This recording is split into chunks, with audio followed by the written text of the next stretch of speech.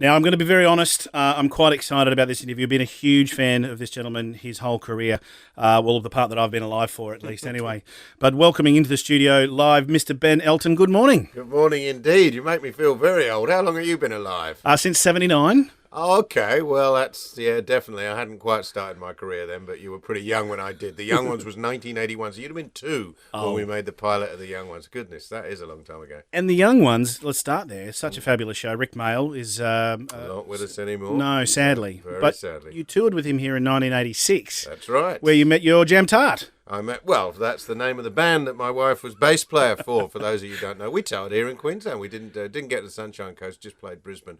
But that's absolutely right. Rick and I came here in 1986. I expected to do the 3-week tour and go home, and that would be, the end of my Australian adventure, unless I ever came on a holiday. But no, I met my future wife on the very first day I arrived in Australia, and hence... here I am now, 30 years later, having made an Australian film and as an Australian, as a citizen, all because of that one arrival with a dear old Rick, who I think about most days he passes my mind. Yeah. Now, you did mention that you're a dual citizen. You've been that since 2004. That obviously rules you out for politics now. Well, if they offer me the job as PM, maybe I'll drop the POM side. But at the moment, yes, I'm not in a position. Well, actually, we find out today, don't we? It's almost a requirement, isn't it? Dual citizenship. It seems you have to have a bit of murkiness if you want to even run. I think definitely to be in politics, you do. Anyway, now you've had an amazing career, obviously, across theatre, stage, film, written for the Wiggles even in 2014. Novels. That must have been a highlight. Yeah, I know. I got to be mates with the Wigs back when my kids were little. That was when the 4 original guys who I love, and now we have this wonderful new Wiggles with Emma and Lockie and Simon. I've always loved them. I think they write great tunes, and I was very happy to write a lyric for our ARIA award-winning children's song, a couple of years ago. That was really a marvellous thing to have done. But across all these things, so, a lot of people will know you wrote We Will Rock You, the musical. People may not know that you wrote the sequel to Andrew Lloyd Webber's Phantom of the Opera. Love Never Dies. Love Never Dies. The story, not the music. I thought I'd leave that to him, really. Why not? Well, he's got to have something to do, doesn't he? The old fella. But it's taken you 30 years to write a story about Australia. Why? Well, look, when I first came here, I wrote a story about Australia. I wrote a novel called Stark, sold 1 million copies, thank you very much, was #1. And that was like a story of a POM looking in. I just sort of started hanging out with Sophie, my then girlfriend, who was in the band that supported me and Rick. And I wrote a story kind of very much about a POM looking at Australia. And here I am, 30 years later, very much writing from the inside as an Australian. Setting the story in Western Australia, in the beautiful Binjara region, and I guess it's taken me a long time to feel I've earned the right and indeed have the feel to write a whole bunch of Australian stories, because 3 Summers, which is what we're talking about, yes. which is a movie, a film I've made, which is shortly to be out, and it's a multi-story thing. Lots of characters sort of bumping into each other, set at a rural folk festival over 3 years, and it's very much based on reality. It's a little festival I've been going to with my family for years. Fairbridge? Yeah, the Fairbridge Festival. Do you know it? I've heard of it, never been. Oh no, it's great fun. It's a nice, it's a long way from Glastonbury. You're not going to see Kate Moss wandering around in her wellies, that's for sure. Well, not this year. No supermodels, but plenty of super people. I guess to write a story so deeply set in Australia about many of the things that are part of our national conversation now, although of course it's a comedy, as always with my stuff, it does take a while. I think you do this. Not, you don't do it lightly. I mean, there's an Aboriginal part of the story. I had a wonderful time becoming friends with members of the Noongar community in Binjara. And these are things that you've got to take time for. I feel I'm ready to tell my Australian stories. Very good. So we have a festival over here called the Woodford Folk Festival. I haven't heard much about it. I've never been. But... Well, it's amazing. And there's something about folk festivals which bring cultures from all corners of the world together and sharing in the human experience, to sound a little bit wanky. But no, that's exactly what it is. That's the whole basis of what I've been trying to do with 3 Summers, is to say, look, everyone loves music. Everyone loves to have a couple of days, maybe in the country hanging out. There's a nice bar and you can wander around, see various acts. And, once you've got your wrist tagged, you can see anything you want within the festival.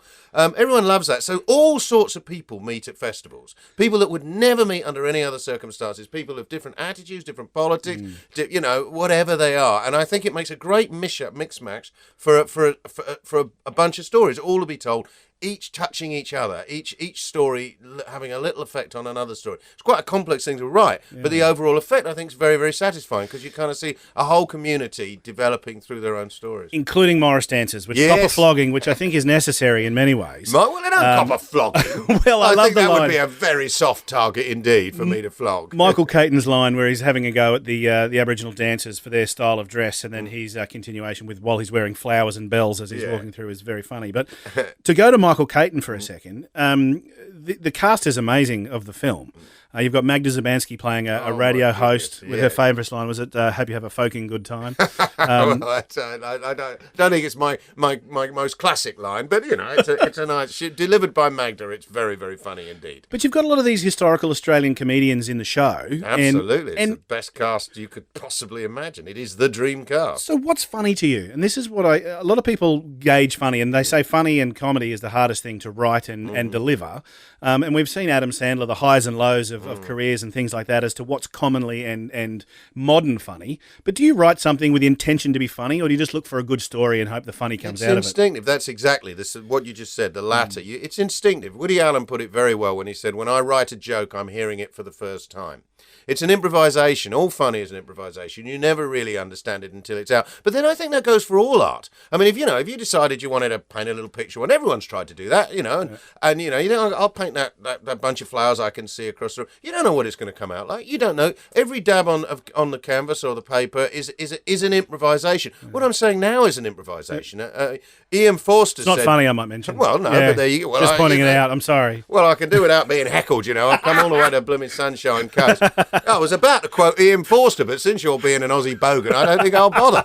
He said, how can I tell you what I think until I've heard what I have to say? Everything we do and say is an improvisation, and comedy obviously is a muse. It's a kind of skill, and you can only, but it's instinctive.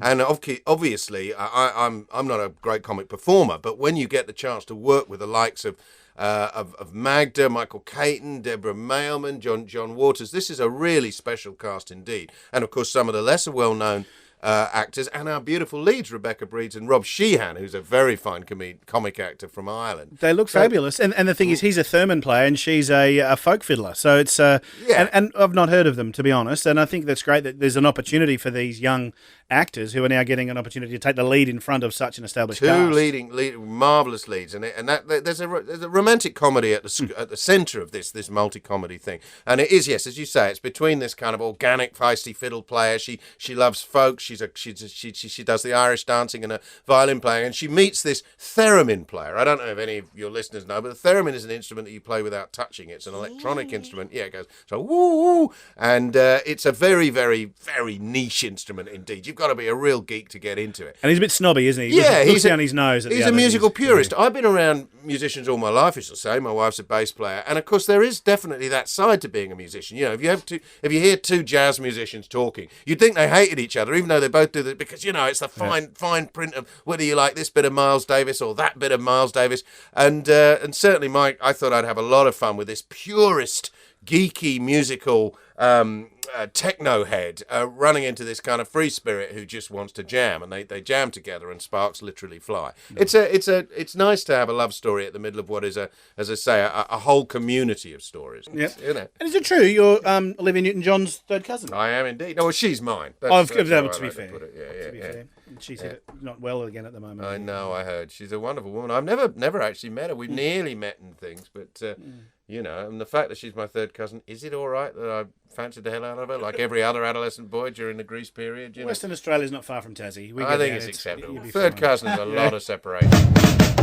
Once in every lifetime comes a love like this.